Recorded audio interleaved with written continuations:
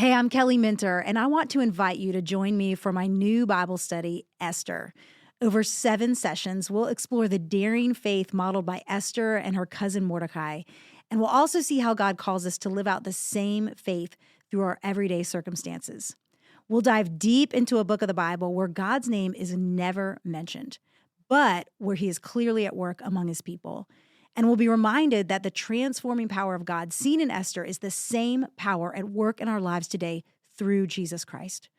Darkness becomes light, mourning becomes celebration, and death becomes life. I cannot wait for you to join me for this study. You can learn more at lifeway.com/Esther study. That's lifeway.com/Esther study.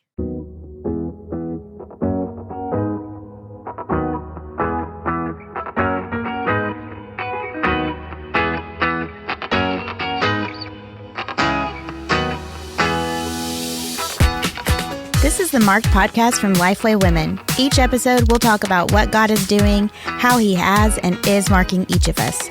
We're so glad you've joined us today.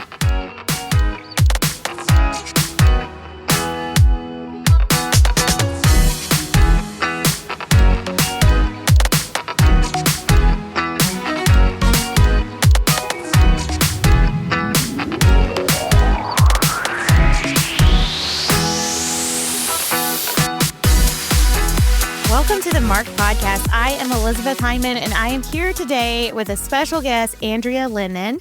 Andrea is the new Lifeway Women Director, and we are so excited to have you on the podcast today, Andrea. Hey, Elizabeth. I'm so excited to be on the podcast. This is one of my favorite podcasts, and it is a joy to join you. Yes, and we have lots of fun things planned with Andrea in the future, but we wanted her to come on today to help us answer some questions about women's ministry, along with some help from some of our other Lifeway friends, experts in the field of women's ministry, student ministry, things like that. And we recently had our annual Lifeway Women's Leadership Forum, and we collected questions from attendees who are leaders at their churches, and we asked them, what are the things that you're thinking about? What are some questions you have about leadership, about women's ministry, about podcasting, etc.? And so we're going to hear some of those questions. We're not going to be able to answer all of them, but we have some good blog post ideas for the future on lifewaywomen.com, and we're excited to get to answer some of those questions today. I love this. It's like the woman on the street. What are her main questions? You know, what's top of mind for her? And so I think as we ask and answer these questions, it's going to just spur more conversations across our audience. So we're so excited about this. Yes. And if you have any further questions or follow-up, feel free to DM us on Instagram at Lifeway Women or send us an email at womensministry@lifeway.com. We would love to hear from you. Okay. Let's hear this first question. I've just moved from a large church in a very populated area and was a women's ministry director there, lay-led. And now I've moved to a rural area and I'm going to a small church and I'm trying to find my place. I'm hoping that being here is God speaking to me and where I need to plug myself in and whether or not he wants me to continue to lead or not.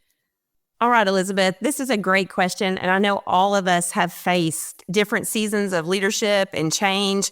And I'll just be the first to say that change is hard, but here is what I have found. Leaders lead.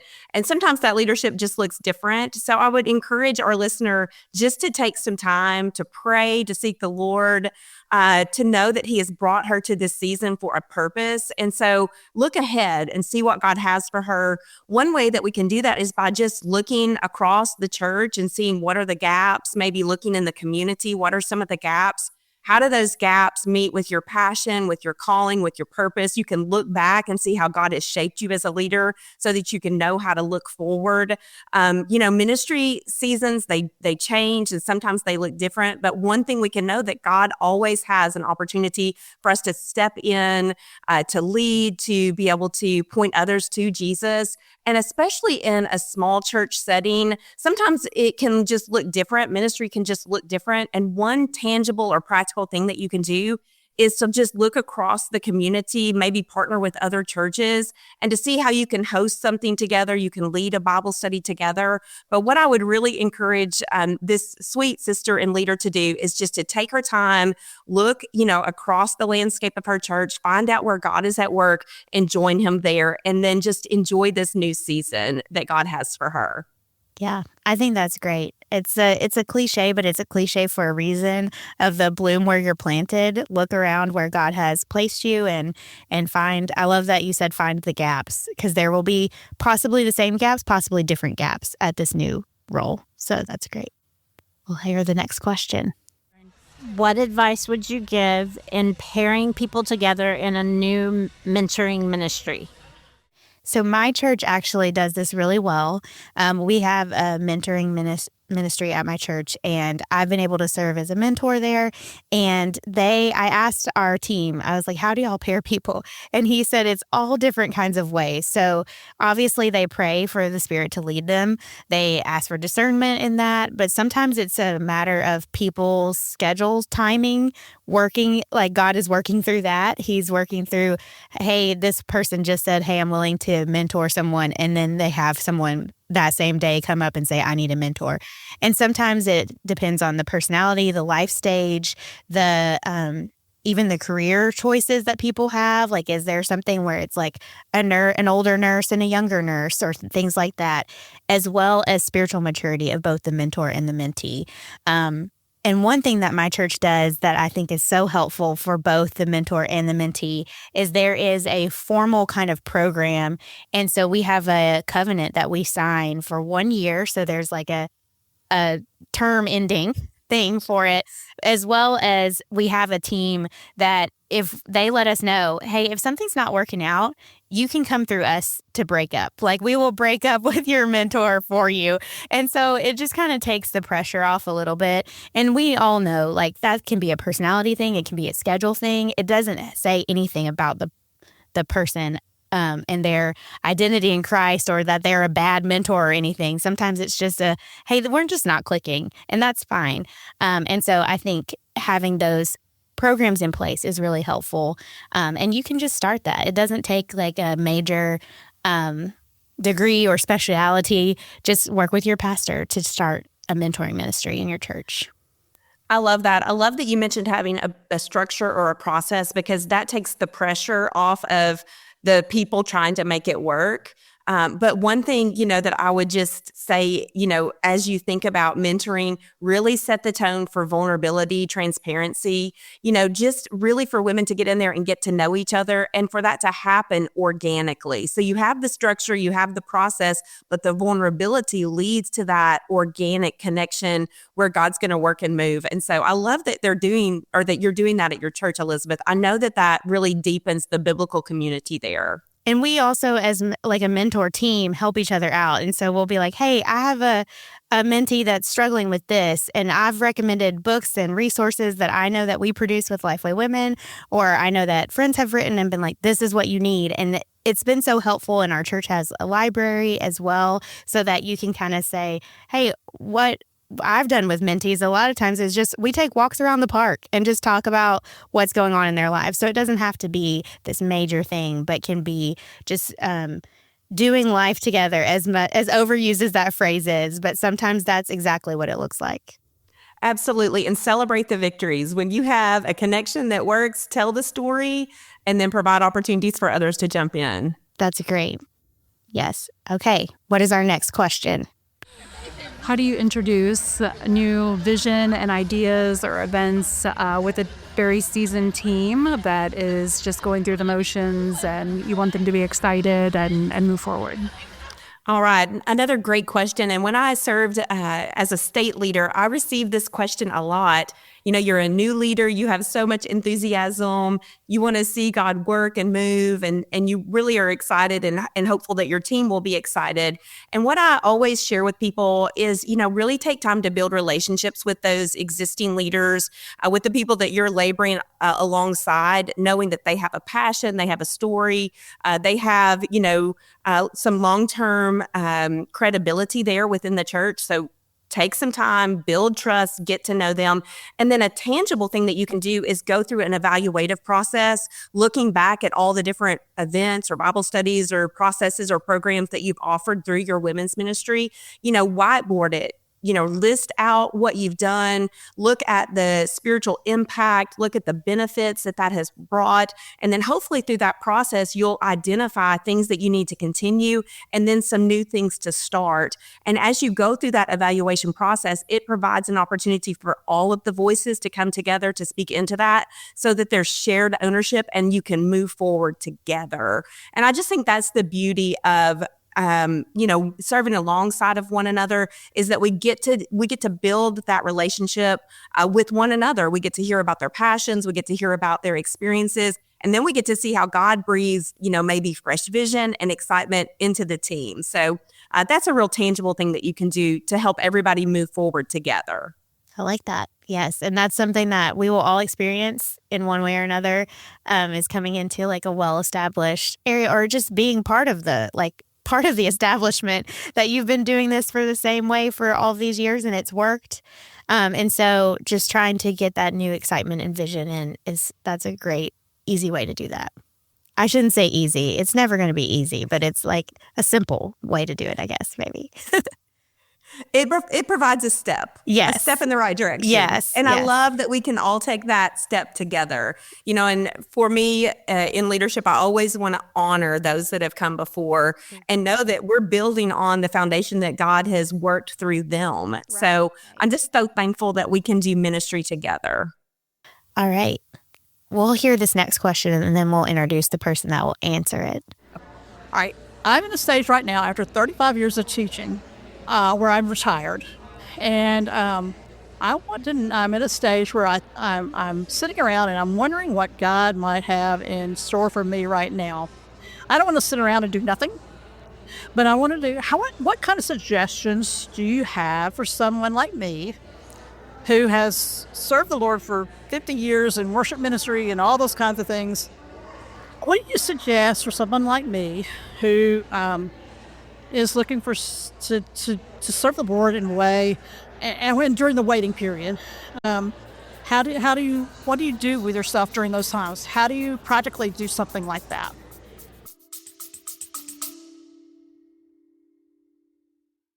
Hey friends, this is Ellie Holcomb, and I'm so excited to invite you to join me and the Lifeway women for an Advent Bible study, Joy to the World. I'll be leading you in song each week, and my friends at Lifeway Women have created video devotional content, personal study in the Bible study book, family devotions, Advent activities, and more. We can't wait to celebrate the good news of great joy found in the Christmas story with you this Advent season through this new study. Learn more at lifeway.com/joy to the world. I love this question.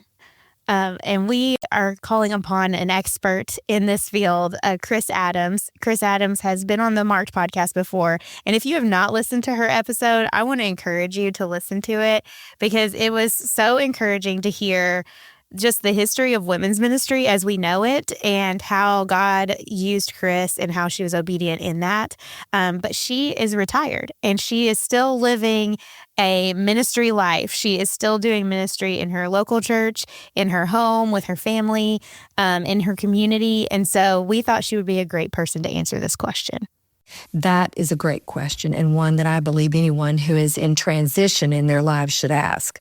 I remember asking that same question as I was retiring almost 8 years ago.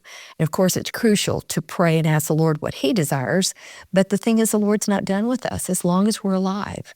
Richard Bach said, if you're wondering if your mission in life is complete, if you're alive, it's not. In fact, I think it opens new doors for us to be able to have more time than ever to grow personally with the Lord and spend more time with Him. But also, it opens doors of opportunities for us to be able to serve Him at a greater capacity. I had been leading a women's life group for many years before retirement, as well as serving on our women's ministry team. But there was one thing I was so looking forward to doing once I had retired, and that was to start a D group with young women. It takes quite a bit of commitment and time, and I knew I couldn't do it until retirement. There's deep Bible reading chronologically. We journal. We hold each other accountable. We pray for one another. And we spend time together every week. And I knew it would take commitment on my part and theirs to be able to accomplish this. But I'll be starting my 6th D group in January. I have these girls about 18 months. By the time we're finished, we've become family and have grown together so much. And as they begin to have children, I also feel like I have bonus grandchildren because of that. All women have a responsibility, especially those of us retirement age, to look back and minister to those that are coming behind us and pour into them. The younger women are desperate for women to mentor them, to disciple them, or just to be friends with them, and pouring into them and encouraging them in the faith, teaching them the things that we've learned. And it's absolutely essential and certainly a biblical command. As you pray for God to prompt your heart to show you His next serving assignment, keep digging deeper in your own spiritual growth. And whether it's with women, children, the homeless in your community, a nonprofit, or something else, however you serve will bring you as much joy and blessing as it will to those you serve. Remember, growing in Christ and serving Him doesn't end at retirement. Next, we had 2 very similar questions. So we're going to ask them back to back and then call on someone to answer them.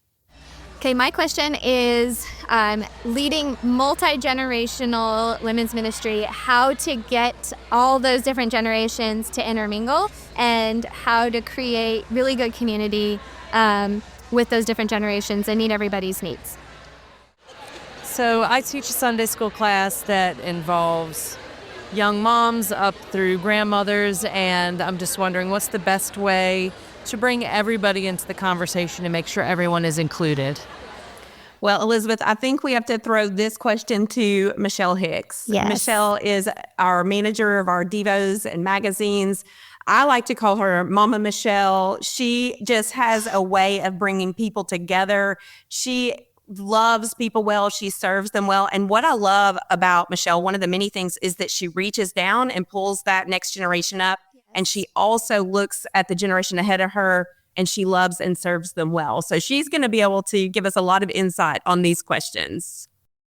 These are such great questions, and especially as we're wanting to minister to all women, regardless of their age. And the more that women mingle, as the one lady said, or study scripture together, or just do life together across generations, it is really how God wants believers to be, so it's really these are both great questions. A couple of things is when you are, the one in particular, the one in the Sunday school class or any Bible study group that has just women from 18 to 98 or whatever, always definitely find ways to create groups where they can share, that they don't just stay with their friends all the way, that they will, be open to listening and meeting new people.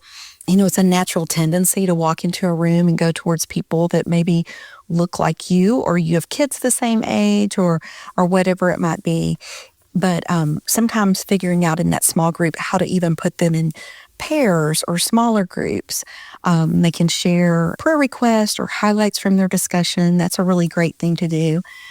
Always using open-ended questions in any kind of discussion invites a lot of different perspectives. And I think the more that women learn from one another and across generations, they see how faithful God is, but they also learn just practical things from one another. And that doesn't just go one way. It's not just the younger learning from the older.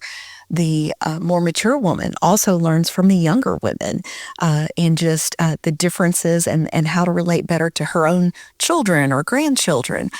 Anytime that you can rotate it around on who's sharing, who's speaking, that it's not the same people all the time in those small groups, definitely using personal experiences and encouraging them to be vulnerable with one another and sharing those things is just always a great way to really help women across generations.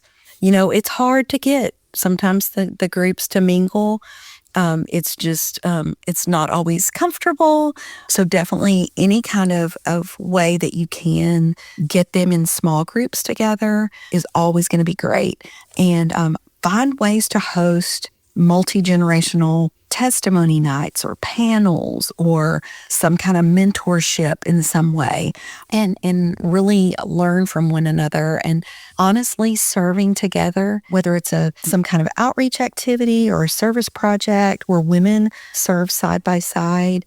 I know just personally in my church at one point when we were doing Vacation Bible School, but we were doing it as backyard kids clubs in neighborhoods.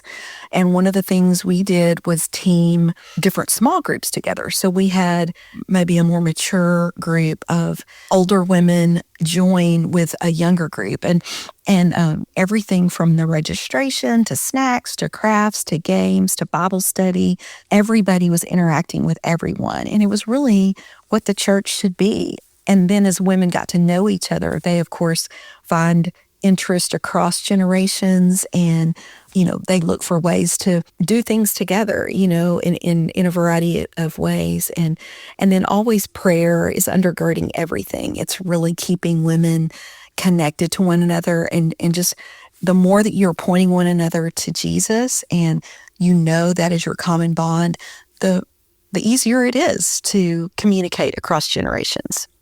Okay, now we have our next question. How do we get young moms involved in our women's ministry? Another great question, Elizabeth. We hear this all the time. I know we want to love on our young moms. We want to serve them. We want to pull them into relationship. I think something that we have to do as leaders is to remember a mindset that we need to share with young moms.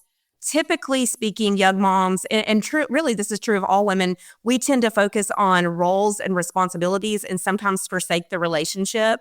So if we can remember to cultivate our relationship with the Lord and our relationship with one another, then we'll step into our roles and our responsibilities and be able to minister out of the overflow of our walks with Jesus. And so as leaders, I think we have to keep that in front of our young moms. Yes, the roles are important. The responsibilities are important. We know they're taxing. We know that they can be overwhelming. But if you will foster a passionate pursuit of Jesus, if you will be in places and spaces where there is really strong biblical community, then you'll be able to minister out of the overflow of your relationship with Jesus. You'll be able to love on those babies, raise them to love and serve the Lord. And so just that mindset is so important. But there are really practical things that we can do from a planning and strategy standpoint. So I want to touch on a couple of those. And the first one is not going to surprise anyone, but we have to remember, if we're going to serve young moms, we have to have really good childcare. We have to be able to take care of their kids. We have to be able to provide, meaningful opportunities for their kids so that they want to bring their kids to whatever a safe event place or Bible study. Yes, that's happening. And then I think also we have to really, we're constantly building trust with women as we are serving them. And so whatever we're asking them to come to or be a part of, we just really need to make sure that it's worth their time.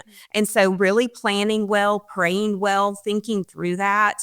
Again, we all know that, but sometimes we just need to remember that. And then one strategy that I've used with different age groups, but especially with young moms, is find those key young mom leaders within your church or your community and ask them to be a part. Ask them to be an advocate for it, because when they come and when they give their voice to it, the other moms typically or at least they'll be open to considering that. And then just get started. There's so many ways to minister to young moms. We see Mom Connects, Bible studies, book clubs, play dates, just connection group times, whatever it is that you're going to do, just be intentional and just get out there and do it. Love it. Yes, childcare is like the number one thing for all women's ministry events. So just make sure you've got that. Do whatever it takes to get that childcare. Yes. Okay, now we have another question also about reaching the next generation. I'm a youth group leader, and I just wanted to know, how does a youth group leader break barriers from kids that are kind of considered social outcasts? How do you break that barrier to get them to open up to you? So we had to go to our resident student ministry, girls ministry expert, Amanda Mejias, for this one. She co-hosts the His Glory, Her Good podcast for women who are serving in student ministry. And we'll have a link to that in the show notes. So if you are serving in student ministry, you're going to want to listen to that podcast. It's really good. Okay, so I think there are 3 parts of how I would answer this question. The first one is find the root. So why is she a social outcast? Is it insecurity? Is it, does she feel unsafe or unwelcomed in the group? Do the other kids make her feel like the social outcast? Because before you can figure out what to do, we have to know the answer of the why. The second part is making a personal connection. So how are you connecting with a student one-on-one, whether it's asking them to go get ice cream on a Sunday afternoon, or dropping off candy at their house, or sending them texts to tell them that you're glad that they are part of your youth group. Making that personal connection will really matter, especially when it comes to part 3. And that's just asking them, like, how do I help you feel welcomed and loved in our youth group? Like, what can I do? How can I have our students help you feel like you belong here, and make you want to be a part of this? So, but you have to answer the first 2. So what's the root, and does she know that I care through personal connection? And I think that can apply to women of all ages. So we're thankful that we have experts in each ministry, but also, like, a lot of this just applies to all the different demographics, all the different age groups. And we are thankful that we all get to work together on the same team. Absolutely. Absolutely. That's what I love about ministry to women is, it's really just learning how to take these, thoughts or these processes and then contextualize them to different age groups. Yes. So next we have a couple of questions about podcasting. So we're going to hear those. How do you start a podcast? So how do you make sure that the podcast reaches all of the generations that are involved in the church?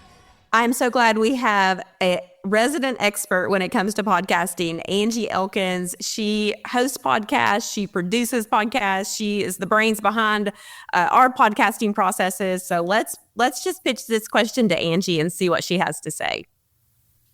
Hey, I love these questions about podcasts. I love hearing that people are starting podcasts and using them in their churches. So I would suggest this. If you are ready to start a podcast, or if you're just wondering, should I start a podcast? One of the first things I encourage people to do is to sit down, and if in about 5 minutes you can sketch out the first 12 to 16 episodes with topics, that's a pretty good sign that you should start a podcast. So I would say start with that. Number 2, make sure you know who your target audience is. You want to spend some time really honing in on that, specifically your age generation, your audience gender. All of those things need to be really, really defined. So that helps you stay on topic for your audience.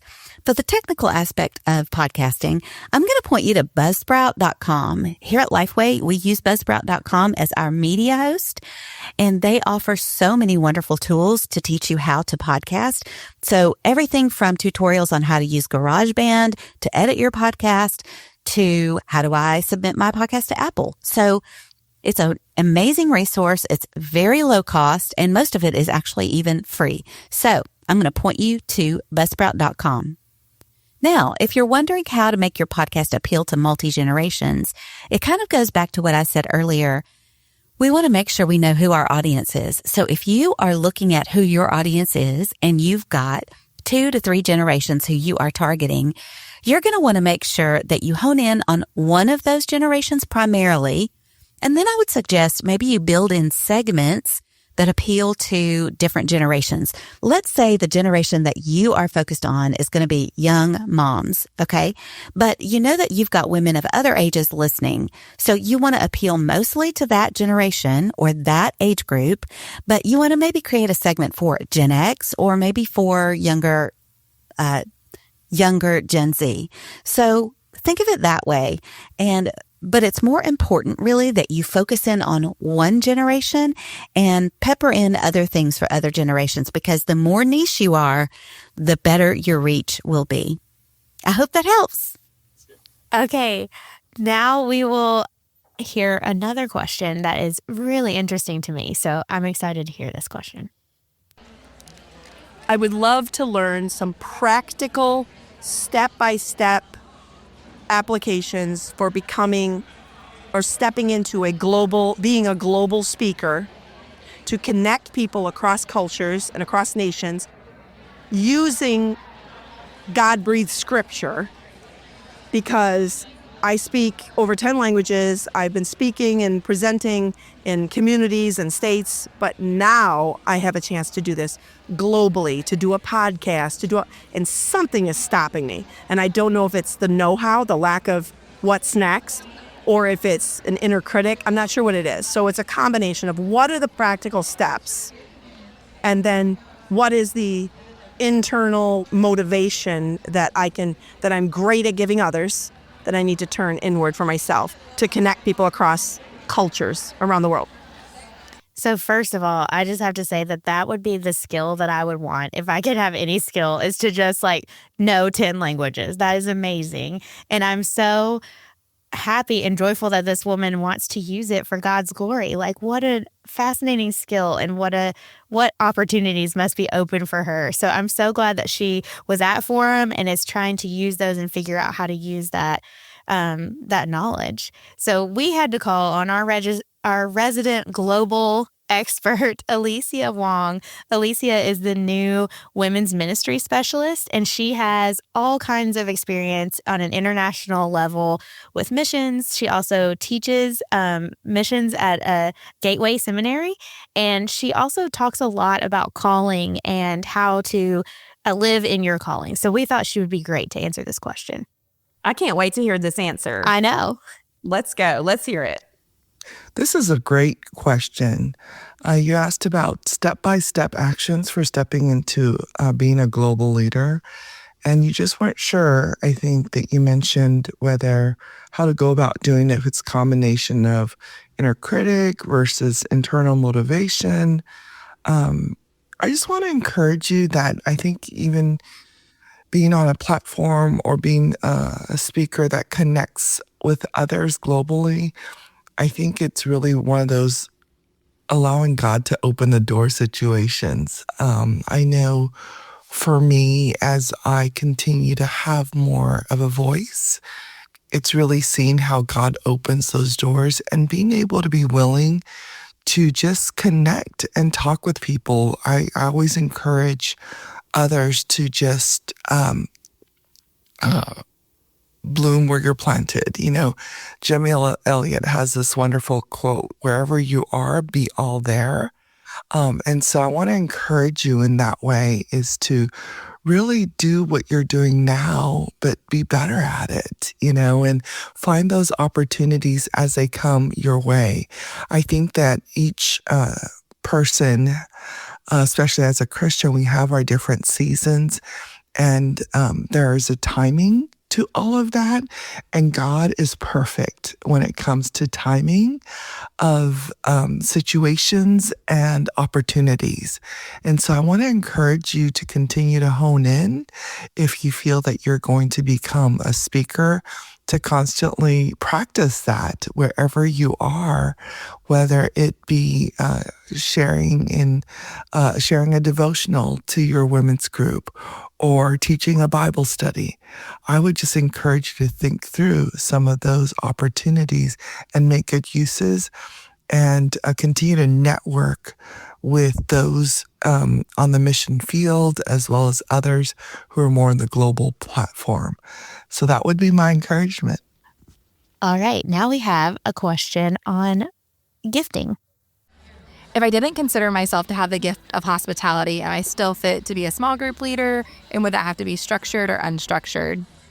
So we are excited for this answer too. I feel like the answer is yes, but I'm interested to see how Lindley Mandrell answers this question. Lindley is the wife of our Lifeway president, Ben Mandrell, and she co-hosts the Glass House podcast for all men and women serving in the local church as ministry leaders. And I know that she is personally gifted in hospitality, so I think she'll have a good answer for this woman. What a great question. This is Lindley Mandrell, and Ben is here actually with me recording. And so we're both going to chime in on this, but I'll just first start by saying absolutely. I think that so many different types of people can be small group leaders. You don't have to have the gift of hospitality in the form of having people in your house over for a large dinner party. I do think you have to have other forms of hospitality. You said you had a quote. Do you want to share that? And then I heard Rick Warren say 20 years ago on a podcast, he said, when I get to heaven, I have one question for God. Why is there for every person that has the gift of teaching, there's 10 that have the gift of hospitality? He wasn't diminishing the importance of hospitality. He just is surprised that there aren't more people that feel excited to teach. So if you're a teacher, I would highly recommend that you link up with somebody who loves hospitality. Let them do what they do well. You show up with the spiritual food. Let them get the snacks. And everybody wins.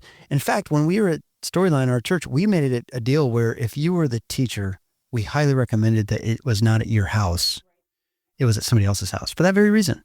Right. I mean, that's what we were talking about. I mean, hospitality is preparing an atmosphere.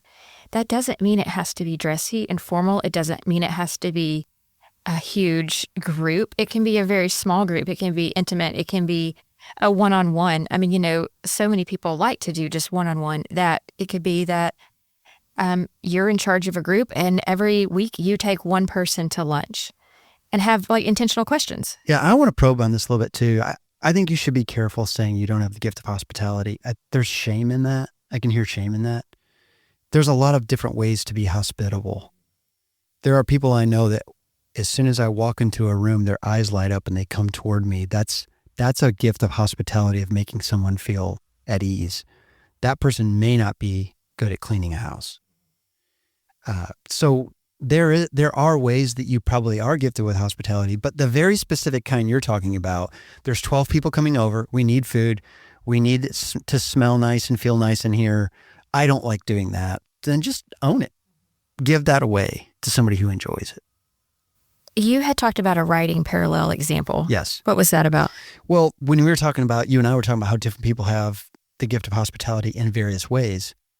I have found this to be true of writers. Now that I work with writers all the time, there are some here who absolutely love creating content, but do not ask them to edit. Editing is probably the most important part of the writing process because it's about what you don't include or how you clean it up. So even in writing, it's not fair to say, I don't like writing. No, there's a certain part of writing you don't like. And in hospitality, people generalize too much. Well, the reason that got brought up is because you and I have not been in a season of hosting a lot of big dinner party type things at our house for different reasons. But we have people stay in our house a lot. Even now we have a young man coming to live with us for 2 months in early winter because he needed a place to stay in Nashville. And that for me, that is a form of hospitality. It's not, a one-off event, but we're providing him a place. So sometimes I shame myself because I'm like, man, we don't have near as many people in our home right now. But it just looks like a different form in different seasons, especially if you're a female listening to this and talking about hospitality.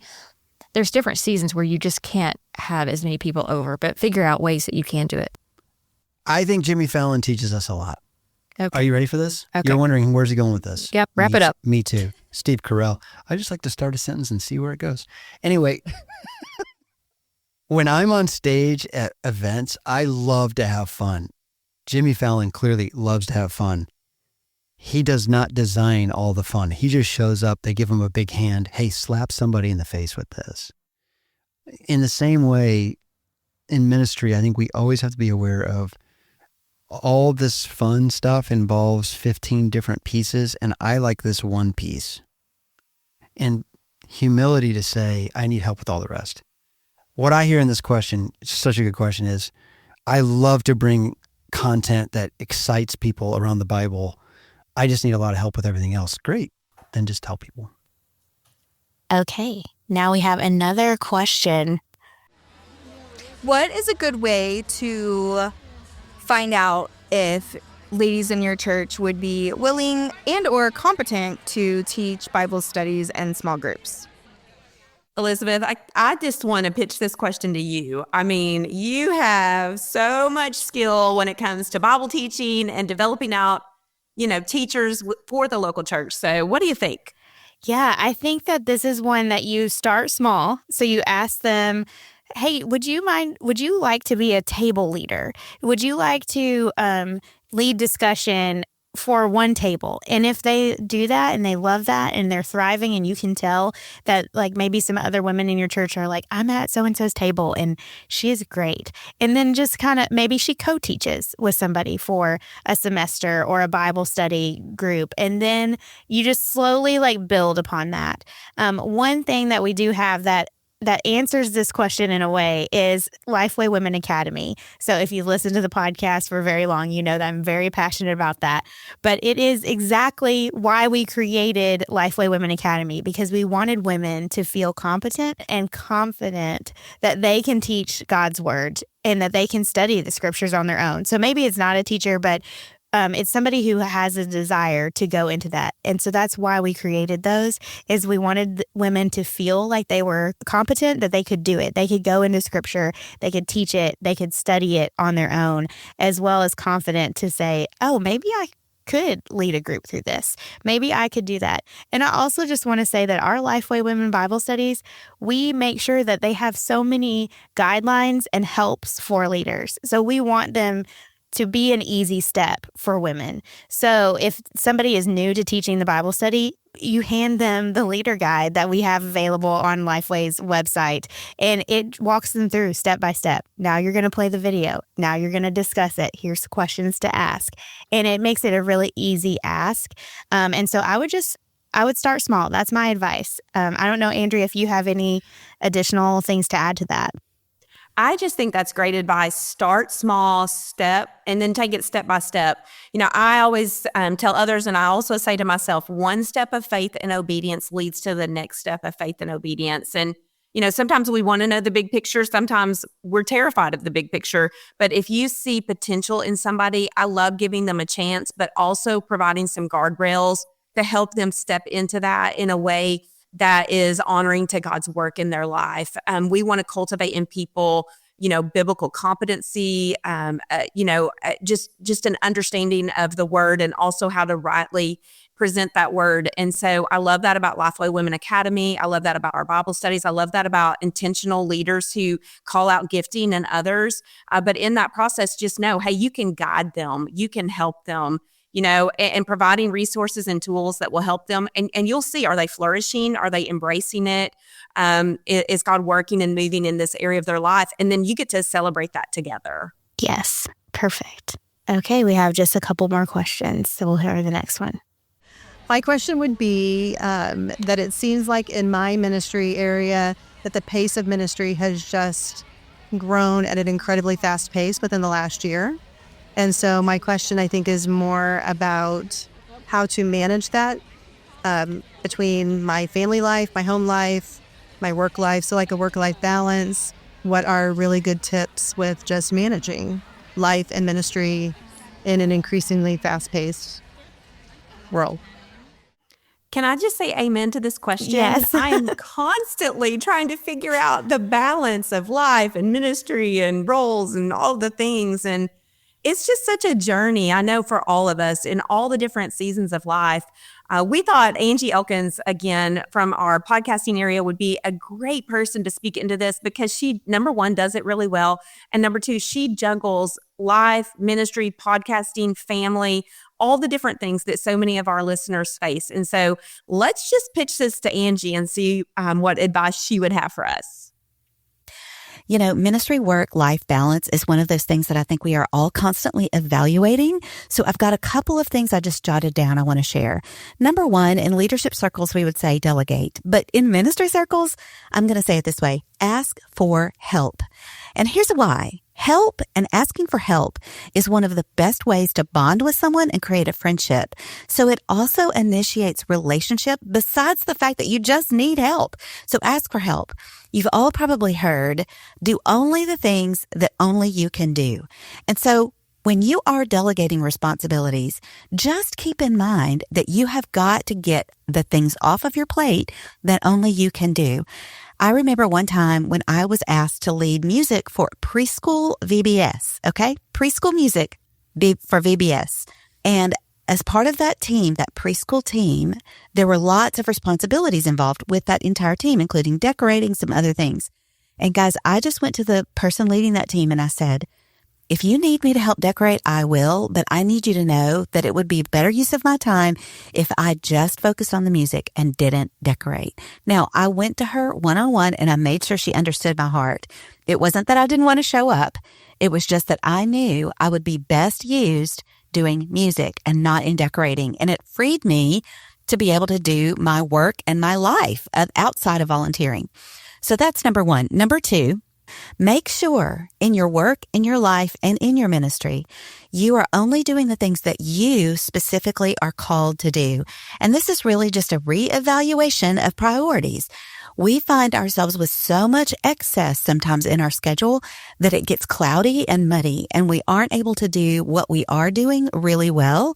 So I encourage you, take a really good evaluation of the things that you are doing and get rid of anything that is not specifically for you. I hope that helps. Yes. And if you want to hear more on topics like this, Angie's podcast, Let It Shine, covers a lot of these similar topics. So we'll have a link to that in the show notes as well. All right. This is our last question.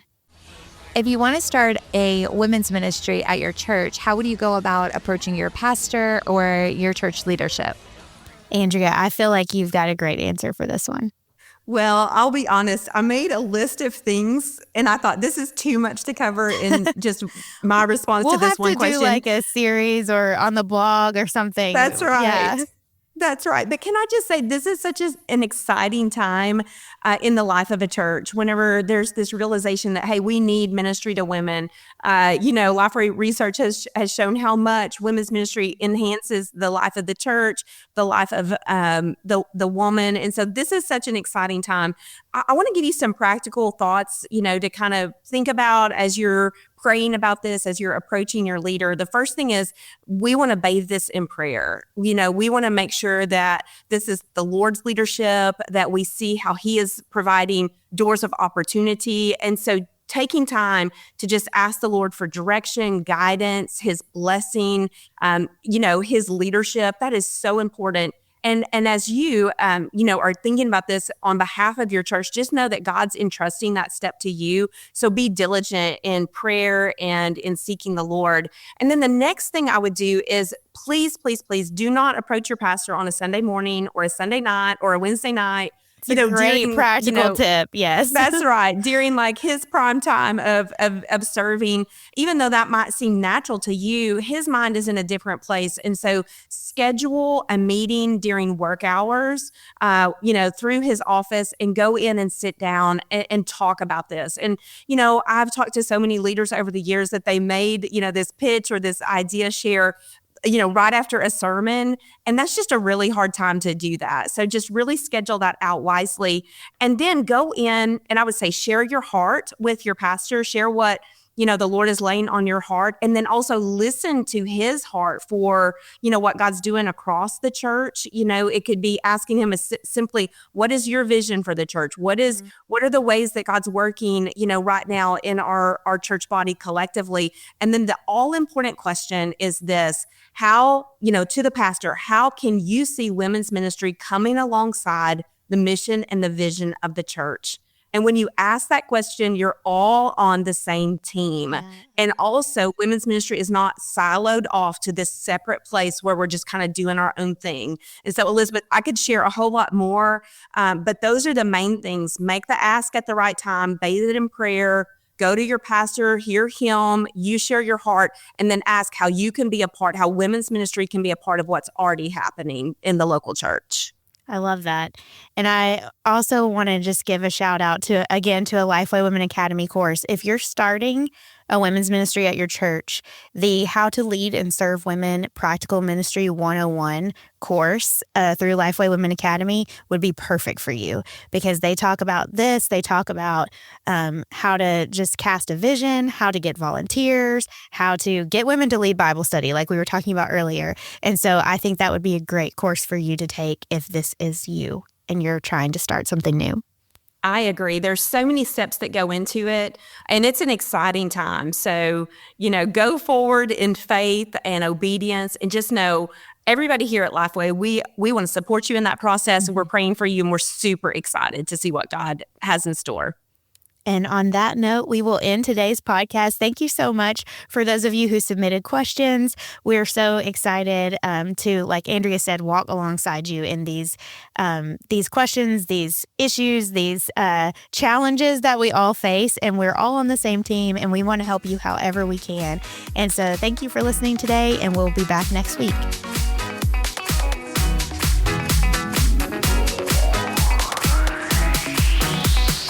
Marked is a production of Lifeway Podcast, produced by Aaron Franklin. It's recorded at the Lifeway Podcast Studio in Brentwood, Tennessee, and engineered by Donnie Gordon with help from Nathan Howard. Edited by William Hall with art by Leanne Dans. And I'm your host, Elizabeth Hyman. Meet me back here next week. If you want to join in on the conversation, you can find us on social media at Lifeway Women. Today's show notes will be posted at lifewaywomen.com/marked. If you enjoy the show, leave us a review.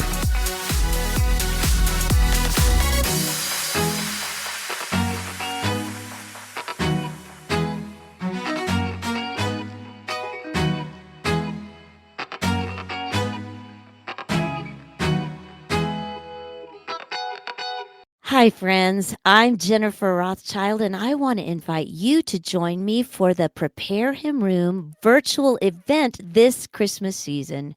This time is going to be filled with worship led by Michael O'Brien, plus encouragement and teaching that is going to draw your heart to Jesus. So whether you're watching on your own or with a small group or hosting the event at your church, I know that you will discover the joy of Jesus' birth all over again. Register today at lifeway.com/preparehimroom. That's lifeway.com/preparehimroom.